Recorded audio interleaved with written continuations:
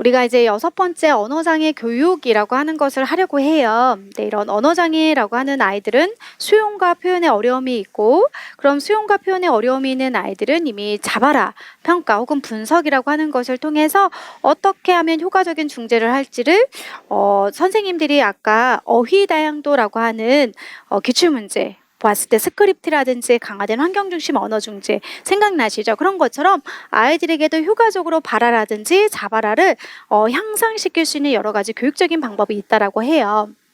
그런데 강론을 보면 발화를 조금 더 잘할 수 있게끔 유도하는 전략들이 있고, 발화를 이미 했지만 그것을 조금 더 언어적인 자극을 주어서 더 많은 어휘를 할 수 있게끔 해주는 전략들도 나뉘어져 있는데요.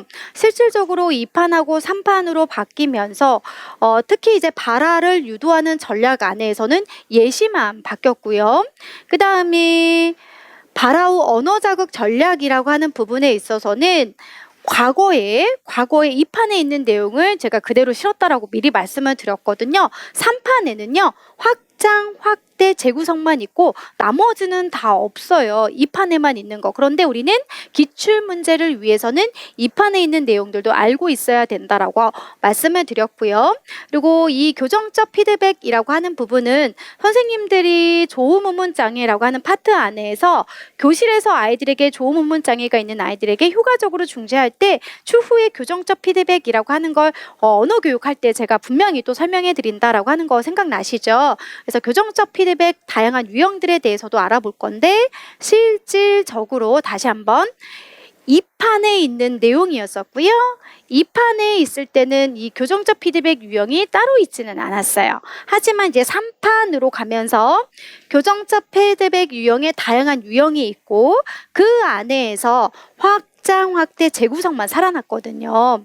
이렇게 3판은 이루어졌어요. 그런데 이제 기출문제를 위해서 저희는 3판에 있는 교정적 피드백 유형하고 2판에 있는 내용을 다 배울 것이다. 그러면 혼란스러운 게 교정적 피드백이라고 하는 것이 혼란스러울 수 있다. 그럼 지문에 따라서 적정하게 또 선생님들이 이제 파악을 하셔야 되는 건데, 이제 추후에 교정적 피드백이라고 하는 2판에 있는 내용하고 여러 가지 교정적 피드백 유형은 이제 어떻게 보면 그냥 기본 개념들을 선생님들이 알고 기억하고 있어야 풀 수가 있는데요. 추후에 교정적 피드백이라고 하는 2판의 내용은 보완 대체 의사소통이라고 하는 것의 지도 전략과 연결을 했을 때에는 메시지 확인하기라고 하는 것과 연결을 같이 해라라고 했거든요.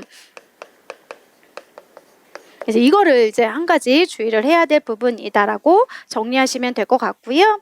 그리고 이제 또 하나는 우리가 시험 문제가 꼭 고은 교수님 책에서만 나오는 건 또 아니에요. 그러다 보니 여기에 나와 있는 2판의 내용하고 플러스 3판과 김영태 교수님 책에 나오는 부분은 발화를 유도하거나 바로 언어 자극 전략을 한다라고 하고 설명하지는 않고요.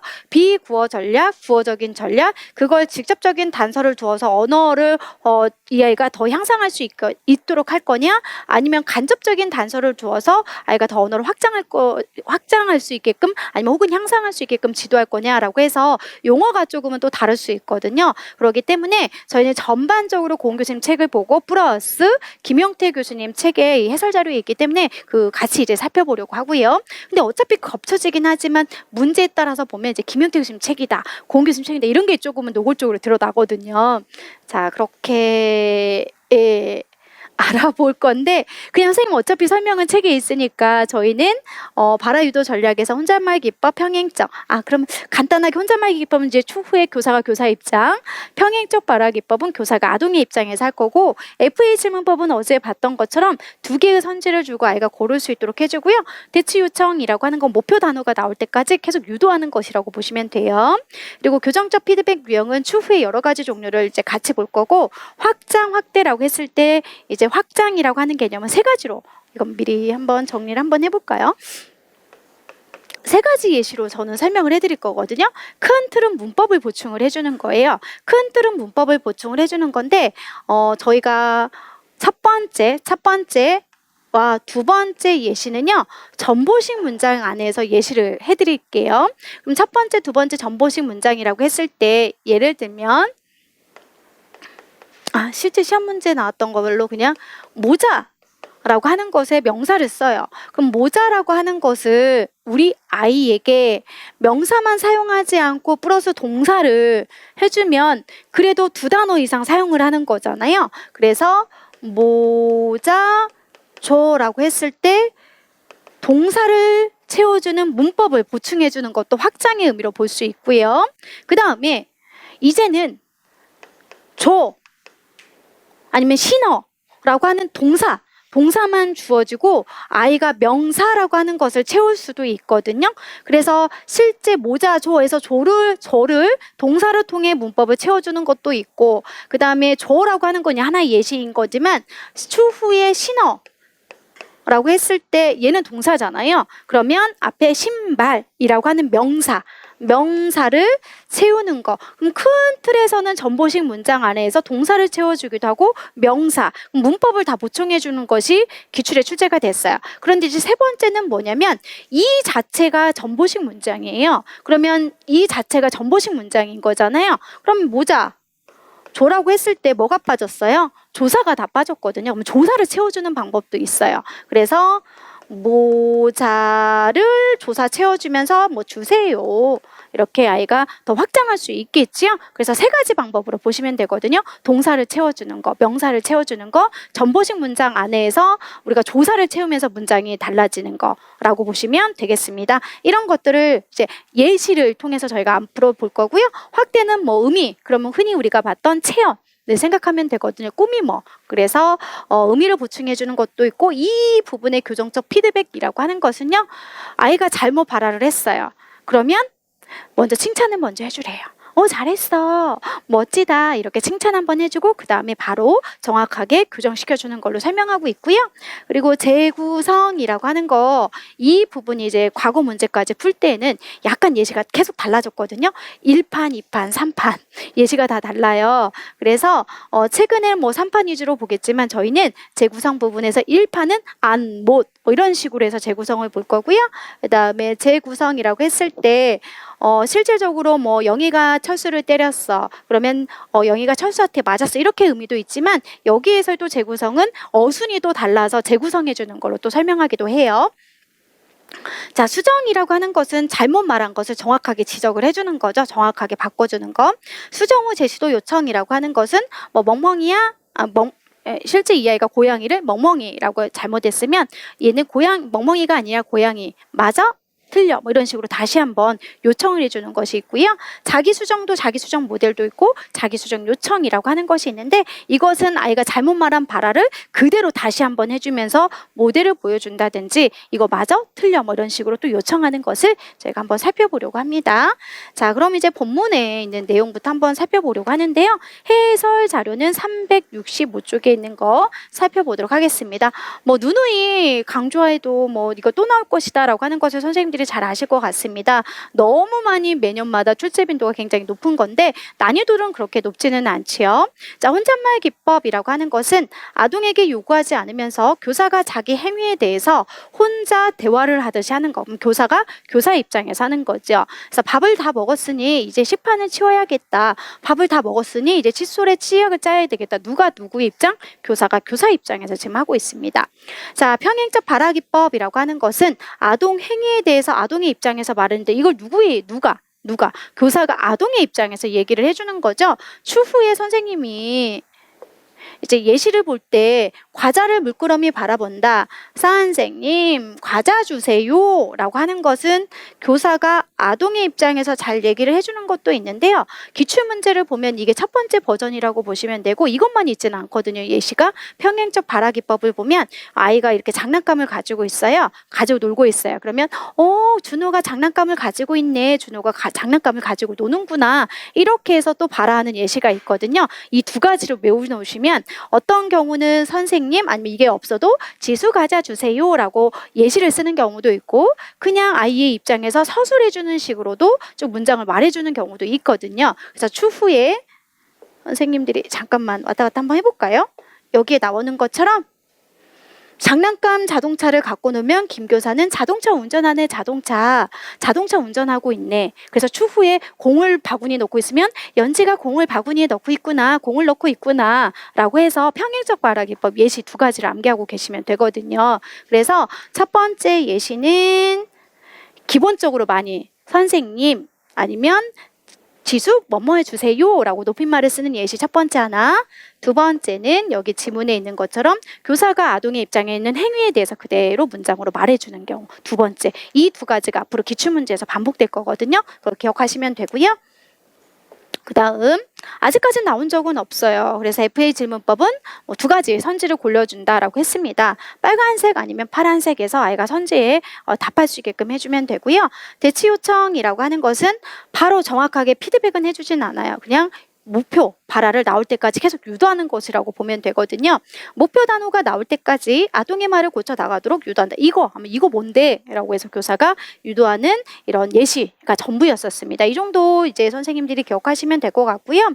그다음에 두 번째는 발화 후 언어 자극 전략인데 이거 보기 전에 잠깐만 저희가 한 가지만 좀 들어가려고 하는 부분이 있어요.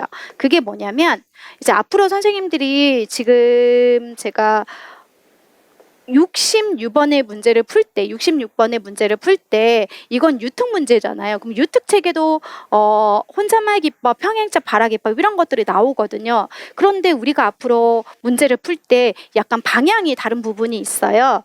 그래서 이제 배경 지식이에요. 유특은 유특 안에 선생님들이 다 공부를 하고 계시니까 초등하고 중등은 이렇게도 유특은 나오구나 라고 해서 한번 확인하는 절차라고 보시면 됩니다. 반응적 상호작용, 우리는 아직 안 배웠잖아요. 그런데 유특책에서 보면 첫 번째 문제부터 반응적 상호작용이 나온대요. 그래서 반응적 상호작용에서는 환경적 교수의 방법처럼 의사소통을 촉진하는 게 여러 가지가 나오는데요. 확장, 부연 설명, 평행적 발화 기법, 혼잣말 기법. 그래서 유특책에서는요. 반응적 상호작용 전략으로 얘네들을 설명하기도 해요. 우리가 봤던 얘네들을. 알았죠? 그래서 유특 문제를 풀 때는 우리는 환경중심 언어중재라고 하는 파트에서만 반응적 상호작용이라고 하는 걸 기본적으로 봐야 되는 게 의사소통 문제인데 유아특수 선생님들은 또 유특 버전으로서 반응적 상호작용 안에 확장, 확대, 혼잣말 기법, 평행적 발화 기법을 포함해서 보는 범위도 있구나라고 하는 배경 지식. 그리고 초등, 중등 선생님들은 기출문제를 분석할 때 반응적 상호작용 안에서 확장, 확대, 이 지문 틀렸다라고 무조건 그으면 안 되고 유아의 문제라고 했을 때는 이거 포함시켜서 보는 관계가 있다라고 했지라고 하는 그런 배경 지식 정도는 갖고 있어야 된다라고 하는 걸 미리 말씀을 드리는 거고 해설지를 잠깐 훑어본 거였어요. 자, 그러면 이제 저희는 이런 교사의 발화 전략이라고 하는 유도 안에서 혼잣말 기법, 평행적 발화 기법, FA, 대치 요청도 봤지만 유특 안에서도 반응적 상호작용 전략으로 설명하기도 한다라고 하는 흐름도 살펴봤고 그 다음에 다시 고은 교수님 책으로 와서 발화 후의 언어 자극 전략이라고 했을 때 아이가 뭔가를 말을 했겠지요. 자, 그리고 교사가 적용할 수 있는 자극 전략은 굉장히 다양한 것이 있는데 이때 피드백은 아동의 언어 능력을 향상, 증진시키는 데 굉장히 중요하다. 아동의 오류에 대한 교사의 발화를 모두 피드백이라고 하는데요. 교정적 피드백은 보다 확대된 것으로 맞았어, 틀렸어, 그렇지 않고 그치지 않고 무엇이 틀렸는지에 대해서 정확하게 설명해주고 있는데요. 선생님들이 이제 각각의 유형도 보고 그 다음에 예시들을 볼 건데 사실은 약간씩은 헷갈리는 게 분명히 있어요. 그래서 저도 포인트를 어디다 둘까 가르쳐 줄까 해서 공부를 하면서 고민을 했었는데요. 일단은 예시들을 조금씩 선생님들이 기억을 해놔야 해당하는 정의들이 확실하게 잘 매치가 될 것 같더라고요. 첫 번째 명시적 오류 수정은 누구나 다 쉽게 풀 수 있는 그런 문제의 유형이기도 하는데요. 발화의 오류가 있으면 명확하게 알려준대요. 그래서 잠깐 볼까요? 고양이를 보고 저기 멍멍이 그러면 명확하게 멍멍이 아니야 고양이야 라고 해서 올바른 발음을 직접 지금 제시를 해줬어요. 그래서 정확한 표현을 제시해 주는 게 명시적 오류 수정이라고 지금 설명하고 있습니다. 자, 상위 언어적 교정이라고 하는 것이 나오는데요. 상위 언어적이라고 하는 것은요. 이렇게 명확하게 수정해 주지는 않는데요. 근데 유도만 할 거래요. 그래서 오류에 대한 힌트를 주거나 정확한 형태에 대한 코멘트를 해주거나 정보나 질문을 제공하는 형태인데 라고 설명하고 있는데요. 선생님들이 힌트를 주는 정도라고 생각하시면 좋을 것 같아요. 어른한테 나 줘. 하면 될까요? 안 될까요? 어른한테 말할 때는 어떻게 하라고 했지? 라고 해서 조금 더 힌트를 주는 정도라고 생각하시면 될 것 같아요. 그래서 이렇게 하면 이제 우리 아이가 뭐라고 할까요? 저 좀 주세요. 뭐 이렇게 존댓말을 하겠지요. 그래서 어른한테 말할 때는 어떻게 하라고 했지라고 해서 존댓말을 유도하는 것이라고 보시면 됩니다. 자, 이것을 바로 여기랑 한번 가볼게요. 저도 공부하면서 이끌어내기랑 충분히 헷갈릴 수 있을 것 같다라고 생각을 하고 있거든요. 학생 스스로가 정확한 형태를 말을 하도록 유도해서 제공하는 피드백이래요. 자, 그래서 보니까 언급한 것을 완성하게 하거나 올바른 형태를 이끌어내기 위해서 질문을 하는 거예요. 그래서 이거는 어쩔 수 없이 예시를 기억할 수밖에 없을 것 같긴 하더라고요. 교사, 그림책을 보면서 여기 큰 호랑이가 있네. 호랑이가 뭐 하고 있어? 라고 했대요. 이렇게 벌렸어요. 그런데 하품을 정확하게 얘기해야 되는데 아이가 어휘에서 오류를 보였다는 거죠. 그러니까 교사가 다시 한번 유도해요. 이렇게 입을 크게 벌리고 뭐 하고 있지? 뭐 하고 있지? 하품이라고 하는 정반응을 지금 유도하고 있거든요. 그러면 사실은 어떻게 보면 개인적으로 얘랑은 별로 차이가 없어 보이기는 해요. 저는 공부할 때 좀 그랬거든요. 확실하게 뭔가 구분 짓는 것은 좀 애매할 수 있다. 그렇다면 예시를 생각할 수밖에 없다라고 했거든요. 왜냐하면 우리가 공부하는 책이 교정적 피드백이 공교심 책이 전부인 거고 이 책에서만 이렇게 설명하고 있는데 그렇다면 예시에서 확실하게 저희가 구분하는 방법들을 알아야 되는 것이다. 그래서 오류에 대한 힌트를 준다라고 했으니까 어른한테 말할 때라고 하는 힌트가 이 지문 안에 섞여져 있다라고 생각하시면 되는 거고요. 그 다음에 이끌어내기라고 하는 것은 아이가 바로 정반응을 보이지 않는 형태인 것 같기는 하더라고요. 그래서 확실하게 어쩔 수 없이 이 지문의 통을 그냥 대입할 수밖에 없습니다. 언급한 것을 완성하게 하거나 올바른 언어 형태를 이끌어내려고 하는 거잖아요. 올바른 언어 형태. 그랬을 때 여기 큰 호랑이가 있네. 뭐 하고 있어? 한 번 정도는 오류를 보이구나. 바로 정반응을 보이지 않는 거구나. 그럼 다시 한번 교사가 뭐 해주는 거다? 행위를 하면서 이 용어를 정확하게 그러니까 말을 하게끔 힌트를 주는 거구나라고 보시면 되거든요. 그래서 그냥 결론적으로 뭐냐면 얘는 질문을 계속 여러 번 유도하면서 이끌어내기를 하는 거고요. 질문. 뭐 하고 있어? 뭐 하고 있어? 라고 해서 질문을 통해서 정확한 답을 이끌어낼 수 있도록 해주는 것이 키워드라고 보시면 되고요. 상의 안에서는 당연히 질문하지만 그 질문 안에 한 번에 이 아이가 정확하게 발음할 수 있게끔 힌트가 이미 주어져 있었거든요. 그래서 어른한테는 어떻게 해서 어른한테 하는 것의 존댓말을 바로 정반응을 보일 수 있게끔 힌트가 한 번 정도 들어가는 걸로 기억하시면 되겠습니다. 그래서 어쩔 수 없어요. 그냥 이 지문 안에서밖에 볼 수 없으니까. 여기에서는 힌트를 이 물어보는 안에서 이미 힌트를 한번 주고 정확하게 말을 하게끔 유도하는 거라고 한다면 이끌어내기라고 하는 거에서는 이런 해당하는 유도하는 것이 어떻게 보면 당연히 이제 힌트도 될 수 있겠죠. 두 번 정도 질문의 형식을 주면서 정반응을 유도할 수 있게끔 말 그대로 이끌어내는 거구나라고 보시면 되고 더 어려우면 한 번 정도 힌트를 주느냐, 두 번 정도 힌트에서 정확하게 얘가 정반응을 보이느냐 이렇게도 보셔도 좋을 것 같더라고요. 이걸 아마 선생님들이 가장 많이 헷갈려 하실 거예요.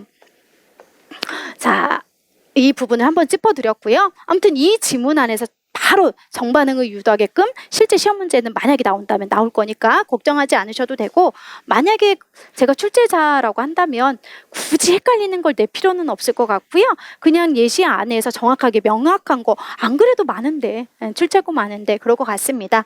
자, 그다음 이제 고쳐 말하기라고 하는 것이 있는데요. 이 고쳐 말하기라고 했을 때는 오류가 있는 말의 일부나 전부를 수정해주는 형태래요. 그럼 오류가 말하고 있는 걸 바로 이렇게 수정해 주는 거라고 보시면 되거든요. 그래서 오류를 명시적으로 멍멍이 아니야 이렇게 지적하지는 않은데요.